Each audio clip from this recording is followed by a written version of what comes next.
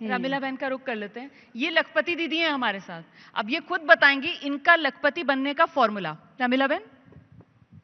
मैं गुजरात से हूँ, अहमदाबाद जिला के विरमगाम तालुका से परमार रमीला बेन हूँ।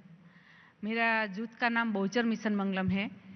मैंने वो कस्टम हायरिंग सेंटर खोल रखा है जो खेतीबाड़ी के मशीनरी होती है, ट्रैक्टर होता है, सीडम मशीन होता है, फिर शेडर होता है और रोटावेटर होता है, वो सब खरीद रखा है। हमारे गांव में छोटे छोटे खेडूत है और इसके पास जमीन भी कम होती है, तो वो बाहर से ट्रैक्टर मशीनरी लाते हैं तो ज़्यादा पैसा लगता है और हमारे जो मशीनरी है वो हम कम दाम में देते हैं। तो पहले हम जूथ की बहनों है, इसके पास में थोड़ी थोड़ी जमीन है तो इसका हम कर लेते हैं। बाहर से ट्रैक्टर लाते हैं, मशीनरी लाते हैं तो टाइम पे नहीं आता था और हमारे पास अब ट्रैक्टर है, रोटावेटर है, शेडर है, वो सब हम टाइम पे हमारी जो खेती का काम है वो कर सकते हैं।